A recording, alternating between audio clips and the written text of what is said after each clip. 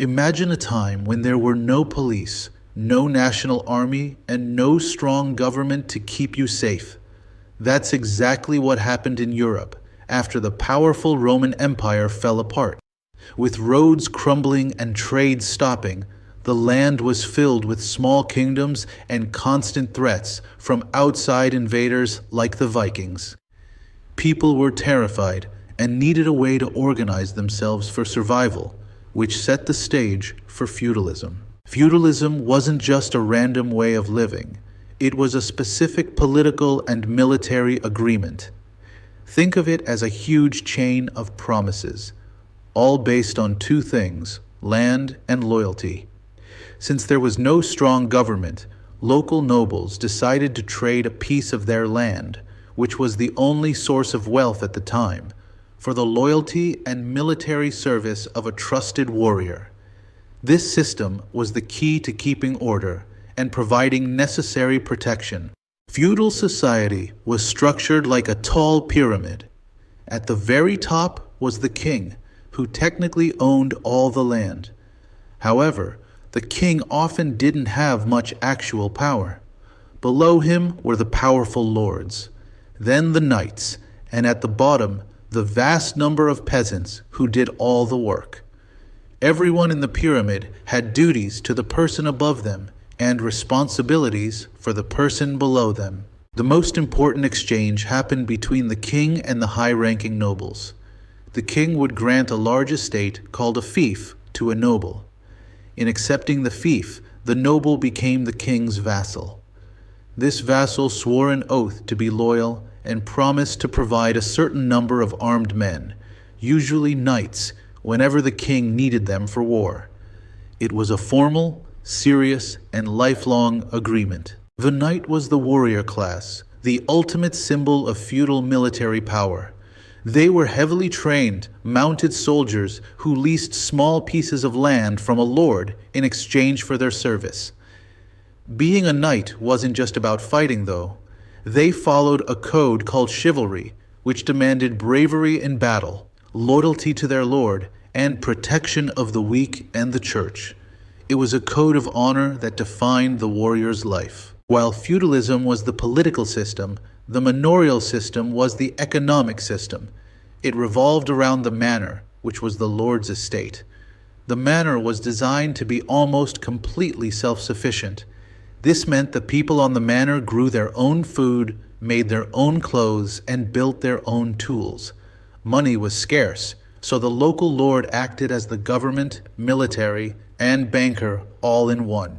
At the very bottom of the European pyramid were the serfs, who were the peasant farmers. It's important to understand they were not slaves, as they couldn't be bought or sold. However, they were literally tied to the land. If the lord sold the manor, the serfs went with it. Their life was tough, focused on back-breaking labor, but in return for their work, they received the one thing they desperately needed: the lord's protection from invaders. The serfs had many duties and obligations to the lord. Their primary payment wasn't in coin, but in labor. They spent several days a week working the lord's fields directly. They also had to give the lord a share of their own harvested crops. Plus, they paid taxes or fees to use the lord's infrastructure, like the mill for grinding grain or the oven for baking bread. It was a cycle of labor and payment, ensuring the whole system was fed. A medieval manor was a highly organized place. It included the lord's house, the village where the serfs lived, the church, and most importantly, the massive fields. Farmers used the three-field system, where they would plant one field with wheat, another with a different crop like barley, and leave the third field empty or fallow for a year. This genius system allowed the soil to recover and maximize the amount of food they could grow. In the midst of the chaos of feudal Europe, the Catholic Church was the single most powerful and unifying force. It owned vast amounts of land and often operated like a feudal lord itself. The Church provided a common belief system, ran the few existing schools, and offered charity. The Church's power was so great that it often held more influence over the common people and even some lords than the king himself. Feudalism wasn't only a European idea. Across the world, Japan developed a very similar system for similar reasons. Starting around the 12th century, the central government of the emperor grew weak, and local landowners and warlords began fighting for control. Just like in Europe, they needed a system to control land and organize military forces, which gave rise to Japanese feudalism. The Japanese hierarchy looked a bit different at the top. The emperor was the spiritual, ceremonial leader, but he had no political power. The real power was held by the shogun, the supreme military commander who ruled the country. Below the shogun were the powerful regional lords called the daimyo, and then their warrior class, the samurai. The relationship between the daimyo and the samurai mirrors the relationship between the European lord and his knight. The daimyo were wealthy, land-owning nobles who needed protection and an army to rule their estates. They gave land, food, or money to the samurai in exchange for their military service and unwavering loyalty. The core concept of trading land, wealth, for loyalty and defense was identical in both cultures. The samurai were the elite warriors of feudal Japan. They were masters of the sword and archery, often mounted on horseback. Like the knights, they followed a strict moral code, but theirs was called Bushido, meaning the way of the warrior. Bushido emphasized intense self-discipline, absolute loyalty to their master, and the acceptance of death. It was a rigid, almost spiritual code that shaped their entire identity. If you compare Bushido and chivalry, you see fascinating similarities and differences. Both codes emphasized courage, honor, and loyalty above all else.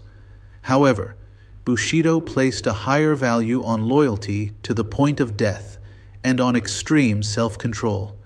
Chivalry, especially in later years, often included duties like protecting the weak and showing courtesy to women. Both systems, though, created an exclusive, highly respected warrior class. The peasant farmers in feudal Japan were ranked higher than their European counterparts, at least in theory. While they were still at the bottom of the structure, they were considered essential because they produced rice. Rice was the foundation of the Japanese economy and food supply. They paid their taxes directly to the daimyo, using their rice harvests and forced labor, just as the serfs did with grain in Europe. Looking at both sides of the world, the similarities are striking. Both Europe and Japan developed a decentralized form of government where power was local, not national. Both had a distinct warrior class, knights and samurai, who followed strict codes. And most importantly, both were based on a system of exchanging land for service and loyalty. These systems lasted for centuries, bringing much-needed stability to their respective regions during turbulent times. European feudalism eventually began to break down. This was due to the growth of trade, which meant money slowly replaced land as the main source of wealth. Then, a massive shock, the Black Death, wiped out huge populations, creating a shortage of laborers. The surviving serfs could now demand better wages and conditions, giving them a form of power they never had before, and forcing kings to consolidate their power. Japanese feudalism lasted much longer, but it also ended when a powerful central government was re-established. This was during the Meiji Restoration in 1868. The new central leadership decided to modernize Japan by abolishing the local rule of the daimyo and the warrior class of the samurai.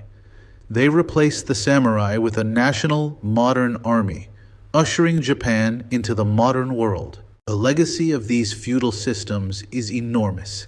While life was often hard for the peasants, feudalism created a stable environment where culture, trade, and education could eventually re-emerge after periods of chaos. It laid the foundation for the class systems and legal concepts that would shape modern Europe and Japan. Ultimately, These systems show how structure and order can be created when people's number one need is simple protection.